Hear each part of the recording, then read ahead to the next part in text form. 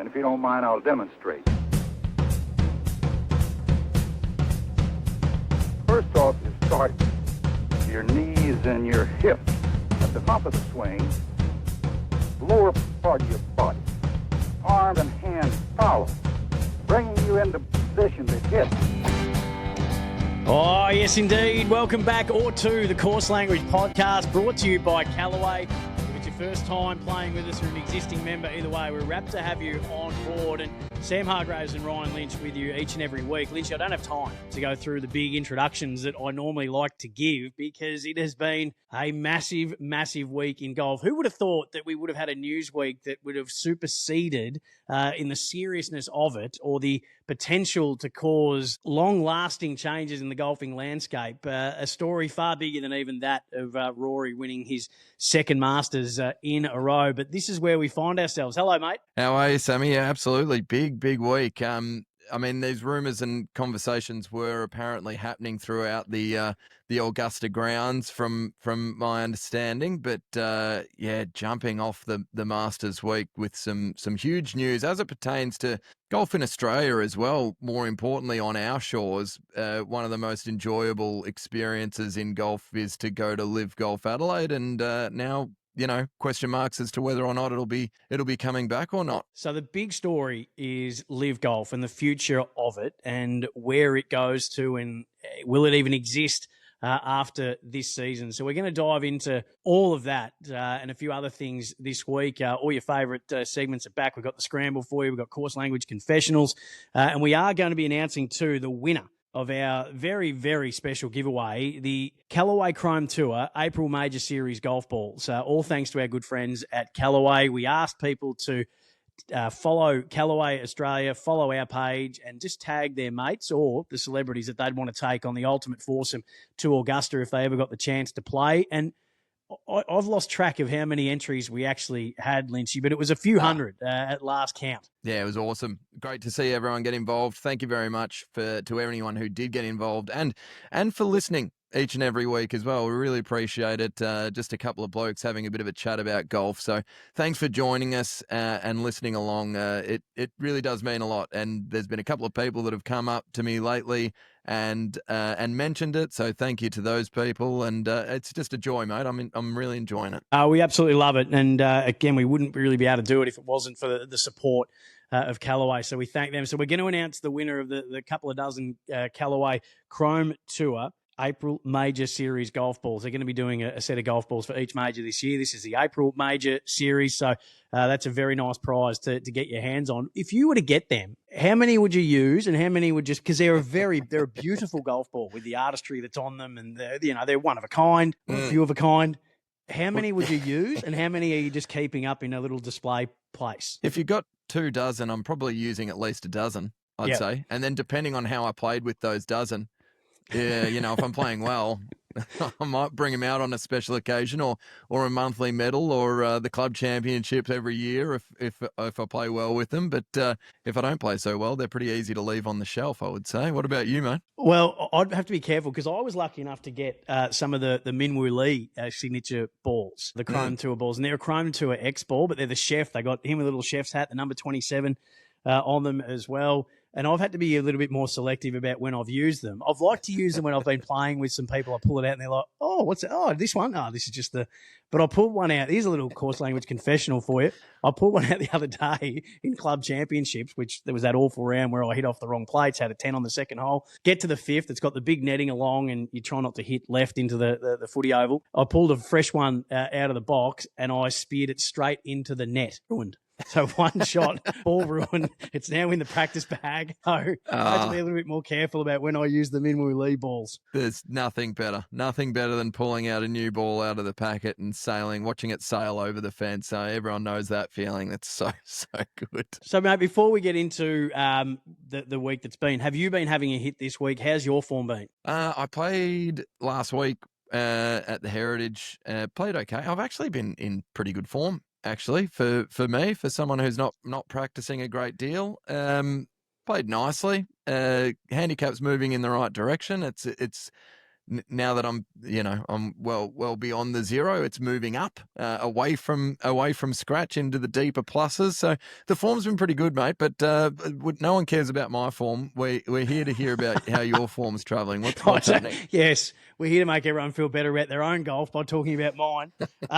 Well, I had a great, and this is one of the things that we love so much about golf. And now that it's becoming, again, for so many people, it's not just a hobby, but it's a way in which to catch up with people that you may not have caught up with for a while. So two of my really good friends in footy media, Kate McCarthy and Jack Heverin, who are just absolutely flying at the moment, and I'm incredibly proud of both of them. But as much as they are brilliant broadcasters, they're brilliant people. So we hadn't caught up in a while. So Kate and Jack said, well, why don't we go and have a hit of golf? Because Kate's getting right into it. She's part of Team Callaway now. Jack's very keen to be part of Team Callaway. His clubs are Callaway, but they're 12 years old and maybe even a bit older. He still hit it a mile on a couple of occasions. But they said, well, instead of just going out for lunch, why don't we go have a hit? So we went and played a quick 9 at Brighton. There was a Thursday comp at Chelt, so we couldn't get on there. So we went and played at Brighton. And I've got to say, for 7 holes, I played probably the best golf I've ever played. Wow. I was 2 under. After 7 holes. And I know that the front 9 at Brighton is the easier of the 2 9s, but still, you've got to get the ball out there and you've got to get the ball in the hole. And I had 3 birdies and a bogey. At that point, I was 2 over with 2 holes to go, 2 under with 2 holes to go. And I'm thinking, because we weren't actually really scoring, but I was just keeping an eye on it for my own stats. And I had a look at it with 2 holes to go, and I'm standing waiting to go. And I went, I'm 2 under. I've got 2 holes. This could be the first under. This could be the first 9 holes I play under par. Where this is going. What do you reckon I had? What do you reckon I had on the 8?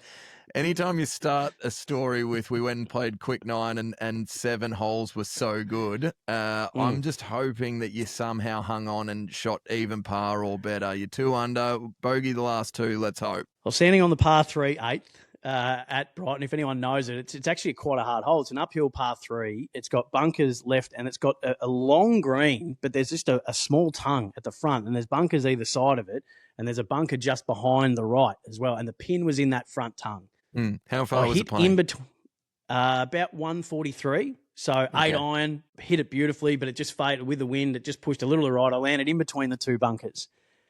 And I've probably got about 10 metres to the pin, if that. And I'm hitting in some deep grass. The grass is grained towards the ball. And now I could have just bumped out onto a wider part of the green and had a couple of putts and made 4 and walked off. But because I wasn't really in that I'm scoring well mode, I sort of half was aware of it, but half not. But we're playing socially. I'd been chipping really well. Like I'd had a couple of great chips to make birdie and save par. I thought maybe I'll try a little flop shot here onto very little green to work with. Now that really did bring me unstuck. Risk avoidance. I speared it almost behind myself because I speared it into the grass and it pushed it back out to the right-hand side. I couldn't have done it again. Yeah, I know. I couldn't have done it again if you had have asked me to. Boy. And it stayed in the rough a little bit back. So I chipped on. It stayed on the green. And then I 4-putted. Oh, my God. From about 12 feet. Jeez. Hit it past the hole. Hit it back down. I went to do a couple of little lean over and just tap it in to get away, and I missed 2 of those. I had a quadruple bogey. Mate. On the second last hole. And then lost my ball. To 2 over. I know. Lost my ball off the tee. Didn't hit a provisional. Took a 2-shot penalty. Made 6 on the par 5 last, and I ended up 3 over, which is still I would have taken if you had given it to me at the start of the round. Given I'm a 14 and a half handicapper. Did you birdie your second ball on the last hole? Yeah. No, I didn't hit a second... provisional, so I had to take the drop from point of entry because I didn't hit a provisional, so it was a 2-shot penalty. Yeah. Right. So 2-shot penalty. Well, shouldn't have looked at the score. Count them up at the end. That's golf 101, man. As soon as you knew that you were under par, it sounds like your mentality somewhat shifted, and we need to go a little more defensive. But look, you can do it. That's nice to know. It's nice to know. Yeah, it was a typical, very me round of golf. Anyway, so that's how our golf's gone. And I didn't play over the weekend because I had a minor surgery on the Friday, so I wasn't in a condition to play on Saturday in the club champs. But now that we've got that out of the way, let's dive into the biggest news story of the week. You mentioned that the rumours of this started to rumble in and around Augusta and have permeated out into the golfing world, and they've really come to a head over the course of this week, Lynchy. The future of LIV Golf. Just get us up to speed with what's happened and where this is currently at. So first of all, for anyone listening that isn't aware, there's going to be a few terminologies that I want to clear up first. So let's get these two things really clear. The PIF is the Public Investment Fund of Saudi Arabia. Okay, so the PIF is essentially the entity that is sponsoring and paying for LIV Golf, the LIV Golf Tour. So the PIF sponsors and funds that. LIV Golf is its own thing, but without the PIF, LIV has to find sponsors or other means and other ways to pay for their big prize purses, the contracts that these players are all signed to, yada, yada, yada. So as long as that's clear with everyone, this kind of started percolating, or I guess the story was broken last Tuesday on X by Ryan French, who is the Monday Q Twitter handle. I mean, he breaks a bit of news. He's great. He's a great follow. So anyone who's interested in golf, go and follow Ryan French or Monday Q Golf.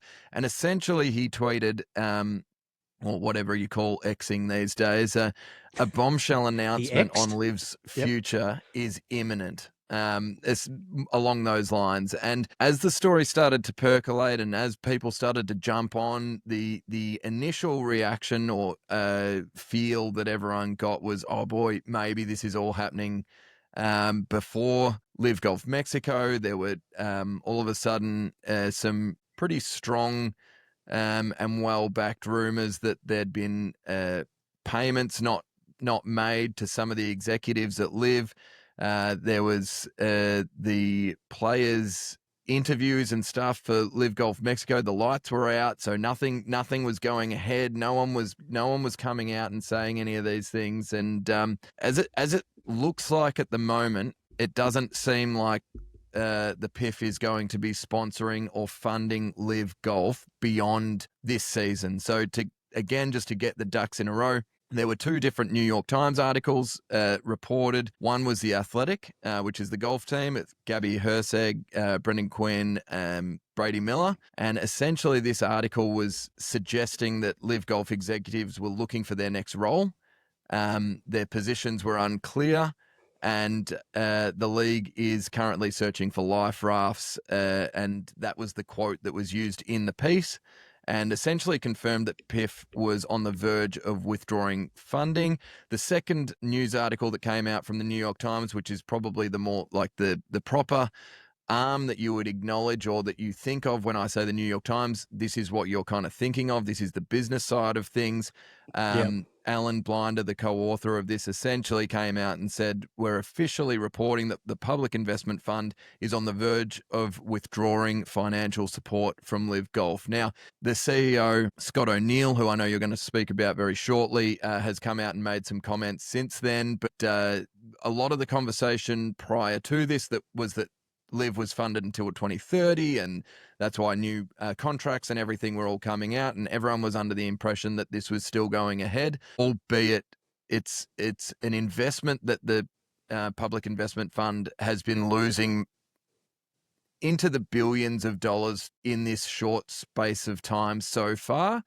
In the 4 or 5 years that it's been going, it's been running at a bit of a loss. So essentially the PIF is tightening its belt in terms of where they're investing, how they're diversifying the portfolio of their investments. There's a lot of sport that seems to be coming off their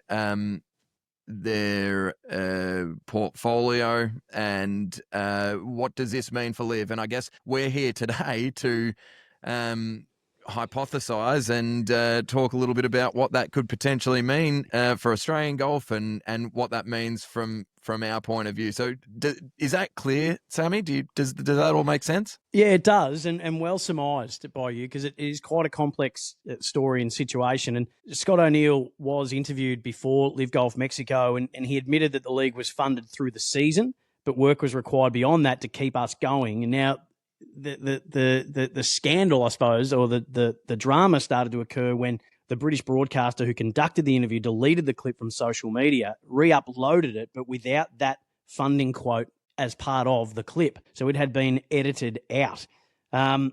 speculation obviously is running wild about at that point in time. O'Neill had said in a memo to staff that the 2026 season would proceed without interruption and at full throttle. But then it is about what happens next year.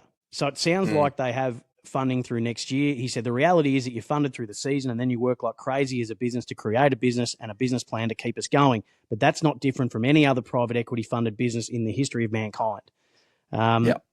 Given the momentum of this business, we're really excited about where we are and the position that we are. What they need to figure out now is, and find now is, if it's not going to be the PIF to keep them funded at all, then is there someone who will? Is there someone, whether it be as a single entity or is it people purchasing teams, which they really wanted at the start, which hasn't quite happened yet? They have been able to get investment slowly but surely in the door, apart from the PIF, but it probably hasn't been at the rate that they would have liked, Lynchy. And the other part of this is I think they were really certain that a deal would be reached with the PGA, which would then have changed the model completely in partnership with the PGA, and that hasn't happened. Yeah, maybe. So that has left them in a different position that they thought they would be in. And I'm sure that what is happening in the Middle East at the moment is very much affecting these decisions as well. Completely. And look, a big reason, and there's been so many positives, some negatives of all of this, but a big reason for the PIF to get involved in golf was to have a seat at the table and to be considered for partners and stuff like this. Now, given that the PGA Tour is now going to be privately funded as well, and the PIF is already in that deal, they're already part of that privately owned and funded entity, they've kind of got what they were after. They've got a seat at the table with the PGA Tour. They're now a big part of what the PGA Tour will be moving forward. So in terms of what they were looking for as a disruptor and all the money that they've spent, which is very, very significant, but for that public investment fund, somewhat of a drop in the ocean.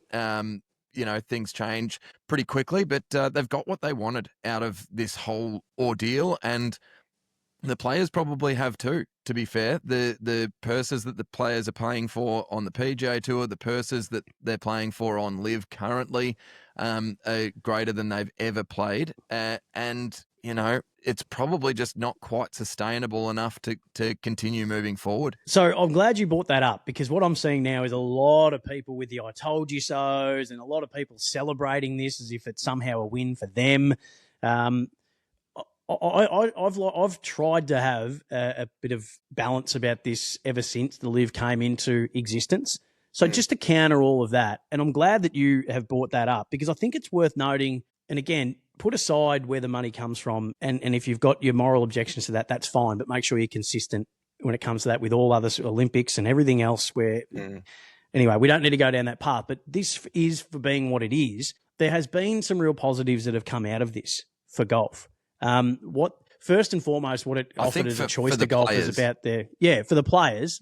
Not necessarily for golf in general, like maybe not the whole world. I think for the fans, maybe not for golf as a whole because it has divided it, but for some of the players, or for all the players really, and for the fans, I think it has had some real positives in that space for. So the purse increases on the PGA Tour, those $20 million events, those signature events, the player empowerment pay, where they've got a minimum pay of $500,000 for full members, and they've offered equity to players. They've offered a more modern schedule, a more condensed schedule on the PGA Tour, and they're going to condense that even more, it seems, moving forward. The innovation of golf, what LIV did was innovative, and then the TGL was already going to happen, but I think it sped that up. So there's another bit of innovation that comes off the back of it. For golf in Australia, there has been massive benefits. The LIV event is the equal most attended. There's a few thousand here and there, but let's just say it is the biggest golfing event from an attendance point of view on Australian soil, with the most recent Australian Open. It brought multiple major winners to our store. It brought elite golf, international golf to our shores, and we responded in kind. It's been great for Australian golf and Australian golfers, with a different life that they were able to now live. Different opportunities that were presented for Australian golfers. and then what we were able to get as golf fans in Australia off the back of that. So I think there has been major benefits to it. So I think that's worth remembering for anyone who's looking to dance on a grave or feel like they've somehow had a win, or who's celebrating this. Don't forget that it has had big changes for the better in golf as part of all this as well. Yeah, particularly as you said, fans in Australia who have been starved of any A-grade talent coming to our shores regularly, to have the likes of Bryson and Rahm and Mickelson and Cam Smith and all the Aussie guys come back and have the opportunity to come back, and how big that event was in Australia. Huge benefits. I think the majors probably benefited from the fracturing of golf. So you could maybe those argue storylines and maybe you could argue that the casual golf fan who tunes into the majors has another bit of story to kind of sink their teeth into, and they've benefited greatly from the fracturing of golf. South Africa, the event that was 4 weeks ago, prior to this news coming out, was hugely attended as well. So, bringing these great players and these top line players around the world has been a great benefit to fans around the world. But what I was kind of getting at there was that the fracturing of the best golfers on the planet only competing against each other for 4 weeks of the year. Maybe not in terms of week-to-week golfers and week-to-week fans of the sport. Who knows what that's done? Have we been robbed of a potential, 12 to 18 months of this John Rahm, Bryson DeChambeau, Scotty Scheffler, Rory McIlroy duel every week with these guys? If they were playing every single week, would we be seeing like the best 4 players in the world going at it, on a week-to-week basis? We haven't quite had that other than the majors. And if players don't rock up or don't turn up at the majors, and it's hard to peak for those weeks, but, would Scotty Scheffler's run have looked the same over the last 12 months if Rahm was there or if Bryson was there? So, it's a really fine line to walk, but I think that the questions now are what do the players do going forward? Like how much of what LIV, the golf brand, are going to be selling to sponsors, and they're going to need multiple sponsors if they're going to be playing for even half the prize purses that they're playing for at the moment. They need Bryson DeChambeau. He's got the biggest following. If they let him go, who knows whether or not they'll be able to get the money up to even run this league at all. Scott O'Neill was saying that that they're not even looking to be profitable until late 2020s. And they're bleeding money left, right, and center. So you need to see that vision. And look, no one has the pockets that the PIF have. No one has that kind of long-term ability to be able to cop millions and millions of dollars in lost revenue year on year for a potential windfall going forward. I think the best thing you can do is bring the players back together, get the most competitive tours possible. The best thing from our point of view would be that the DP World Tour and LIV kind of somehow figure out a way to join. But then again, you're relying on taking sponsors from the PGA Tour to the DP World Tour or LIV or whatever you want to call this new entity. Let's call it the European Tour just for argument's sake. But there's only so many companies and brands that are willing to put this kind of money into golf. Like, let's be clear, as popular as golf is, it's popular amongst the people. It's still a niche sporting code that, even people that if you went down to your club and said, hey, did you watch Matt Fitzpatrick this morning? Who knows what the number would be? Maybe a few people watched it, maybe a few people didn't. You're probably running at under 50%, I would say, that would be tuning in week to week PGA Tour golf and playing every single week themselves. So it is still a niche product and a niche sporting brand.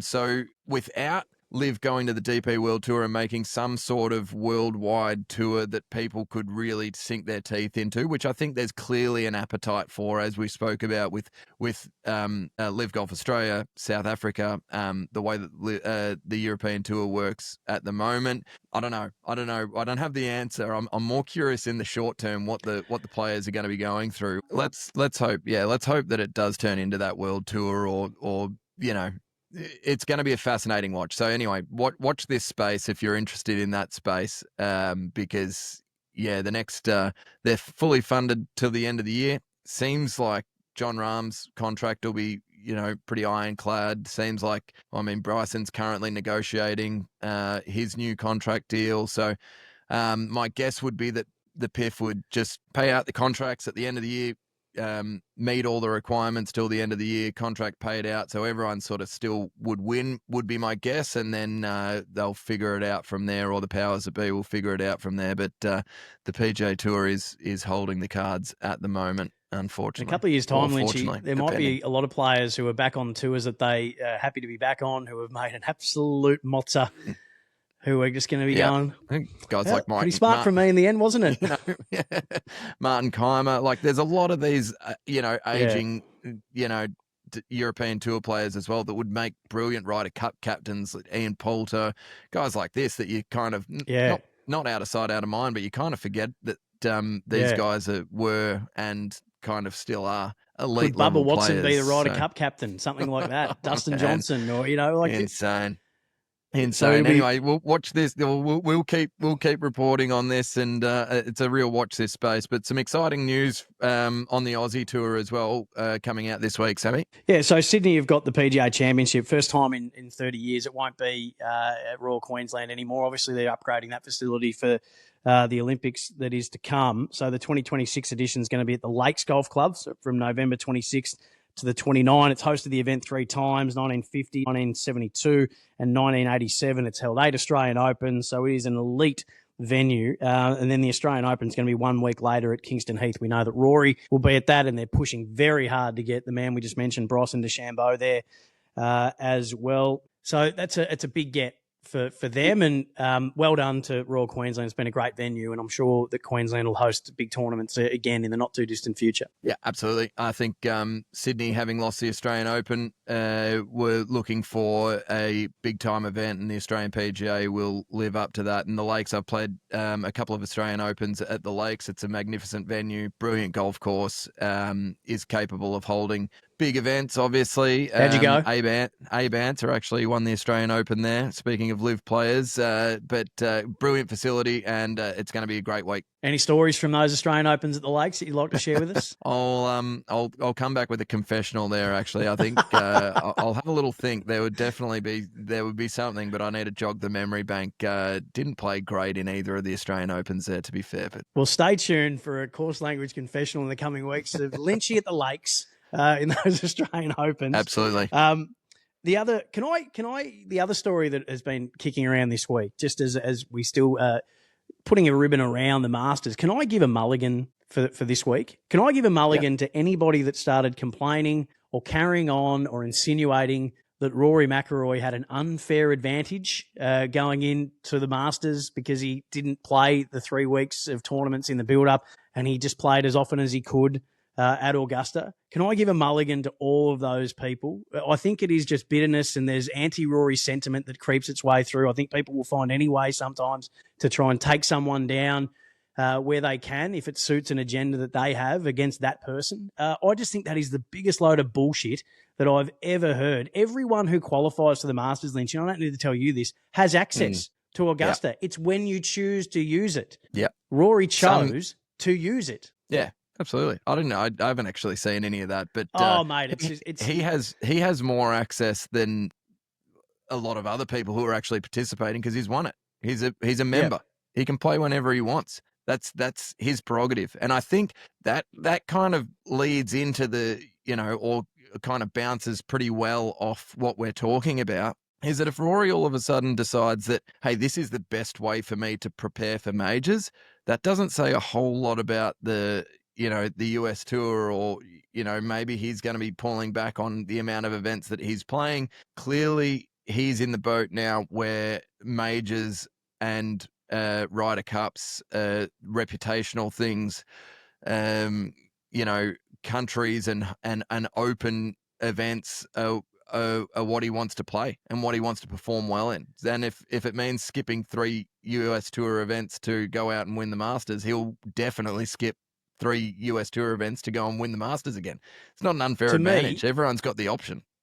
To me, people who are going down that line of reporting or opinion clearly have no idea about the abilities of the players to use that facility. They have no idea what they're actually talking about. That is people who haven't done their homework, haven't done their research, have no understanding of the process involved in getting to play at Augusta in the warm-up as either a player who has qualified or a former champion. Because Jon Rahm could have done the same thing if he had wanted. Yeah, he would have had that opportunity, but he didn't use it. All of the LIV guys, because they didn't have tournaments in the couple of weeks before the Masters, any of those who have won a Masters could have done the same thing. Anyone on the PGA Tour who'd won a Masters could have done the same thing and got a bit more access, but anybody who was qualified has the ability to play warm-up rounds in the lead-up to that week. Yeah. So to insinuate that there is an unfair advantage or to declare one is just ignorant. Yeah. Look, there'd be a number of players that qualify for the event that,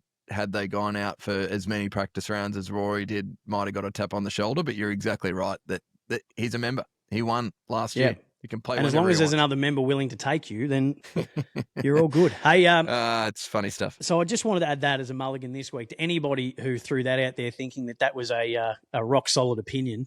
I would be taking a mulligan on that one just by doing a bit of reading about the rules and regulations leading into Augusta.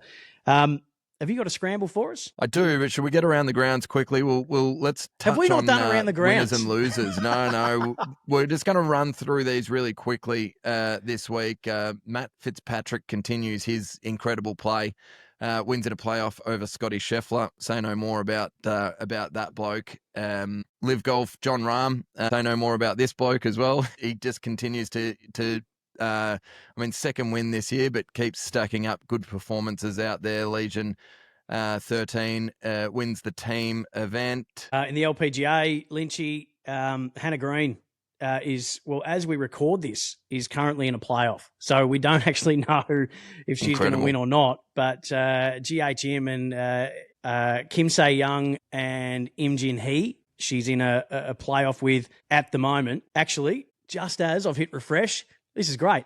Hannah Green has won the JM Eagle LA Championship. Just as we speak, she has beaten the two South Korean players to get another win this year. What a season Hannah Green is currently having. This is extraordinary, the run she's on after winning the double in Australia, the WPGA and the Australian Open, and she'd already been a winner on the LPGA Tour this season. This is another win. Extraordinary. Yeah. Awesome. So good. So we left around the grounds to perfect timing just there, mate. That's what you call perfection right there. She's a star. That's good stuff. She is a star. Looking forward to what she can do in the majors this year as well. So good. Stuart Sink wins the PGA Tour champions. A couple of Australians playing pretty well, Stevie Allen and Scott Hand. Yeah, tied for third for both of those, but he streeted them, Stuart Sink. 6 shots in the end. That was a phenomenal win. Ben Crane came second, 6 shots back. And, anything else we missed around the grounds? Dylan Minate wins on Tulum Championship on the Korn Ferry Tour as well. Well, now that's around the grounds done and dusted. By the way, well done to Matt Fitzpatrick. That's of his 4 PGA Tour wins. 2 of those have been at Hilton Head, where he holidayed as a kid. So it's a pretty special place. He's got his driver cover is the lighthouse. That is there, and he thought he might have thrown it away on the last when it went into a playoff, but the shot that he hit, his second shot in, was just phenomenal, just extraordinary. Gary Woodland had hit a shot a little earlier to hole out eagle on 18th. Our man Paul Gow, who was commentating the event, and well done to Gow, he did a great job with Radar and Dame Laura Davies and the whole team that he was a part of. He said that it's a shot of the year on the PGA Tour. If you haven't seen Gary Woodland's shot, make sure you go check that out, the hole out eagle on 18. But I liked it, Matt Fitzpatrick, just when he was asked about the crowd again. He goes, I get that they're cheering, and I think it's great that they are. I was a bit perplexed at the USA chants because they didn't win the Ryder Cup. We did. So he did a little bit, I can't hear you at the end, which I thought was great from him. I love the way he plays. I love the manner that he goes about it. I think that he's a quick player. You can't help but like him. I'm a big fan of Matt Fitzpatrick. He's great for the game. Yeah, I think he's winning a lot of worldwide fans and gaining new fans and solidifying the fans he already had. The way he's handled himself at the Players, going down to Cameron Young with the crowd going this week, and the way he has dealt with it clearly he's been using some of the tactics that he was taught and that he picked up at the Ryder Cup, as bad as that was, and what the Team Europe have done to prepare for these things. He's using some of that, and hopefully he's saving some shots because of it. But yeah, he's becoming one of my favourites as well, Matty Fitzpatrick. So that's great stuff. Let's get into the scramble. I don't want a piece of you. I want the whole thing. I'm a great scramble partner. I don't want a piece of you. I want the whole thing. Yeah, I did a few things here and there. Each and every week on Course Language, thanks to Callaway, we play the scramble. This is where one of us brings a topic for debate. The other has no idea what that topic is until it's presented, but they get to pick which side of the argument they would like to champion. Lynchy, it's your turn this week. What have you got for me? I've got one just on Hilton Head and LIV Mexico and any other male event that was on around the world this week. And it's probably not aimed at should we have events after a major. The question is more around top tier players. So as we discussed earlier on, smaller tours or smaller events, players that aren't playing in majors absolutely need events that they can go and play, and they need to be able to try to level up and improve their world ranking to get into these majors. But my question for you this week is, do we need a Hilton Head event on the PGA Tour 1 week after the Masters has just happened? Rory's not playing, Justin Rose isn't playing, but a lot of the other top players are playing this no-cut, free money, $20+ million event. Do we need this, or should we be basking in some more reflective glow of the major championship that has just happened? And do we give the major winners just 2 weeks of leeway to enjoy that, enjoy the satisfaction of their victory? Short answer, yes. No, hang on. No. Hang on. No, we don't. Sorry. No, we don't need a signature event the week directly after a major. I'm absolutely adamant that, again, that is just overscheduling. Give the Masters a chance to breathe, for people to still revel in it, for Rory to still, and he is anyway, taking that tournament off, and so too is Rosie. Give that a week of leeway for that particular tour, because then you've got the LPGA might get a few extra viewers for watching. The senior PGA might get a couple more. This is what we were talking about before, about there just being sometimes an oversupply of golf, and you're diluting your own product. And I know it's different tours, and I know that it has, its own schedules and things like that. But this is what we're talking about the game coming together and finding a best practice calendar to help everybody elevate. What's the thing about many rising tide raises many ships, or whatever? You know it. I don't. I always butcher rising it. Tide floats all ships. There you go. Let's get a rising tide happening to float all ships. Didn't need it. Did not need a Korn Ferry tour, a big event on the Korn Ferry, or whatever it might have been, or a second tier PGA event maybe. But it didn't need another signature event, a $20 million no cut. It's funny how we're all accepting of the no-cut event when it comes to the PGA Tour, just not on LIV. Yeah, I'm adamant that no, it's just overkill, and it doesn't give that the clean air it deserves, and it actually doesn't give that tournament the best possible,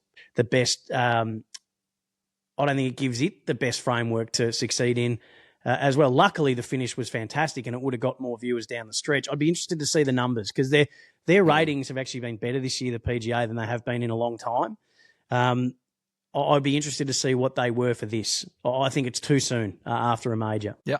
I mean, yeah, I couldn't agree more, to be fair, and kind of ate into my own response as the way that I delivered the question. But yeah, certainly put on events that highlight who the next Rory McIlroy, or who the best up-and-coming players are, or who the next potential superstars are going to be on the US Tour. You've made this system, which is why we mentioned the Korn Ferry Tour this week as well. You've got this system that requires great players to come through the Korn Ferry Tour. Give that tour a moment in the sun. Give the up-and-coming tours some time to just bask in their potential glory of players that are going to be the next superstars of this game, and give the guys who have just played the major potentially a week just to have a bit of a spell and highlight these up and comers. So I think we're coming to the same agreement there, Sammy. You're a no, I'm a no, but my yes was going to be that there should be events,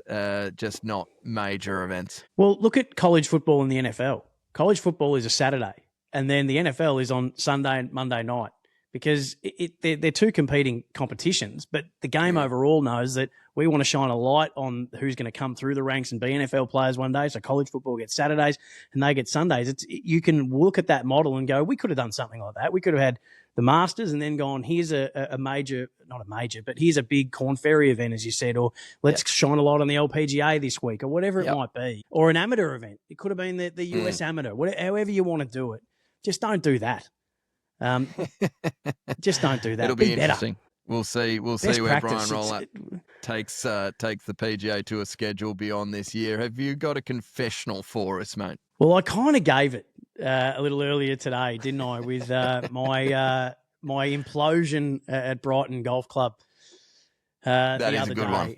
when I had the quadruple bogey on the par 3 8th to go from 2 under to 2 over. That would be. That would be my confessional. I did have a little confessional to the guys I was playing with because I was so worried about how bad my form had been. I did sneak in 7 holes of play in the morning at Chelt before I went and played with Jack and Kate, just so I could be a little bit more warmed up. So you've had a little warm-up there. I'd got a little warm-up 7 holes in before I went and played with them because the chat had started to be, well, you should wipe the floor with us because you play all the time. And I'm like, I'm in terrible form. So I did sneak 7 holes in before I went and played those 9. Now, we are about to announce, excitingly, the winner of these balls. But you did message me recently about a swing apparatus that you've ordered online. I'm curious as to whether or not you think that swing apparatus has helped you or hurt you in this space. I love it. So I can't even remember what it's called, but it's the one that straps around your chest and you put through your arm. And it goes across the chest. There's vision of like Cam Smith uses it and a few other pros. I tell you what, I am very excited about what it's going to do to correct some but it's all about that repetition. I've got to use it regularly to then it becomes muscle memory. That's where my takeaway has to go. But what it does to keep elbow in and then it fix me from going around to more up. And then I tell you what, some of the contact I was making in the nets when I was practicing with this thing was it had that sound. You know that sound you want to hear? Yeah, that sound you want to hear. Stop laughing. That sound you want to hear. Right. This thing, I think, super clear that this is not an ad, and this is by no means at all an endorsement from me because I am not a fan of that thing at all. So I loved it. I'm not trying to knock it. I just don't believe in what it's trying to teach. I think, look, it might help some people, but this is by no means an ad from me saying to go out and get it. Or me, because I didn't even say what the product was called. But I did use it in the nets before I played at Brighton. And one of the things that my problem is that my swing is not repeatable. I don't do the same. Like I don't have a repeatable action. I think this is going to help me with that. I think that's what it's going to do. Because I'll tell you what, I was flushing. It's very repeatable. It's club face. Your swing is more repeatable than you give it credit for. But I'll tell you what we'll do. I was curious on that. Oh God, I don't like I'll the tell look you what of it. we'll do. I'm sure it's flooding. I'll tell you, it is. I'm sure it's flooding everyone's algorithms at the moment because if it's coming up on mine, it's obviously come up on yours, and it's obviously coming up on everyone else's as well. Please do not. This is not something that I'm saying to go out and get by any means. I'll tell you what we'll do one day, you and I. We'll do it for our YouTube and Instagram. I'll get all of the things that I've bought online and we'll go through them one at a time and you can either bin it or bring it. Yep. We'll do a little segment called bin it or bring it to the range. And we're going to go through them one at a time because I've got a heap of them. God. I mean, look, swing gadgets and stuff like that, like they are, more often than not designed by somebody who doesn't know what they're talking about, and none, and I repeat, none of these swing gadgets are for everyone. Zero of them. So Good point. there would be some portion of the population that would benefit from some swing gadgets. Go and see a coach, go and get some advice, and ask whether or not it's worthwhile for you. And if you do start to use it and you start to see a certain shot shape, then ask your coach, when should I stop using it? Because it is not a forever thing. Aside from maybe a molded grip or something, if you struggle to re-grip all the time, go get a lesson, get your molded grip, make sure that you got a club in your hands and do that as often as you like, but make sure that molded grip is in the right spot as well. So I was just curious on that, Sammy, because I know you're excited about it, but I am excited to hear who has won these golf balls, mate. Please, let's reveal. So the 24 Callaway Chrome Tour April Major Series golf balls, thanks to our friends at Callaway. We are going to do the draw in podcast right now. So this is all the people that have entered. How good. We're spinning the wheel. Nick Where Colviner, it lands, nobody knows. Take a bow. I know. Thank What you a to man. everybody that entered this. This is Absolutely. absolutely heartwarming for us. And here we go. The winner, Shawnee. Sean Meeking. There he is. I'd love to know who he picked as his 3 people to go and play Augusta with. But we did ask you to follow Callaway Australia's page, to follow our page, and then to comment on the competition entry who you would take to play Augusta, whether it be 3 mates or 3 celebrities or 3 golfers, whoever it is. And that's how you had to enter. Thank you to everybody who did. It means a lot. We're going to have more of these giveaways throughout the course of the year. We're going to start incentivizing people to send in their course language confessionals and their Scramble questions, so stay tuned for that. But the winner of the Callaway Chrome Tour April Major Series golf balls, all thanks to Callaway, Sean Meeking. Congratulations. We'll be in touch. Let me just run through who he did select. Okay, so who he did decide to bring along or tag in this post was Will, Alex, and Josh. So let's hope those boys one day get themselves to Augusta and get a game. But thanks everyone for entering. What a fun competition. Thanks to Callaway. Well, Will, Alex, and Josh might get a little sleeve, perhaps. He might share You'd like to the think balls so. with them, given they were You would part like of the to win. think so. Hey, mate, that's it for us for another big week of course language, all thanks to Callaway. Send your confessionals in. We'd love to hear them. We want them to be a really big part of this podcast moving forward. Safe space, your course language confessionals. You can send them through to us, courselanguagepod@gmail.com or at courselanguagepodcast@gmail.com or at courselanguagepod on Instagram. You can actually do a voice recording on Instagram and send them through. We can play it. You can be anonymous. We can play them on the podcast as well, which we'd love. If you've got a Scramble question, we've got a couple from listeners that we are going to do next week, Lynchy. For those who sent them through, we haven't forgotten about you. We're going to get to those, but send them through as well. If you're in the market for any Travis Matthew gear or OGO bags, get on their websites and use Course Language 20 at checkout to get yourself 20% off. And can I just finish by giving a little cheerio to Scotty Campbell, one of the great golf photographers around golf at the moment, one of the great people in golf. Any Golf New South Wales event you watch, all the aerial shots, that's his handiwork. And you can follow him on Instagram as well. He's had a real health scare, which he's recovering from at the moment. He listens to the podcast each and every week. So I just wanted to send him a cheerio, a strong recovery, mate. We're thinking of you. We're here for you, and we're hoping that it's a speedy recovery, and all the best. Yeah, here. Absolutely. We'll speak to you next week. Remember, what happens on course will play on course language. Hit 'em well.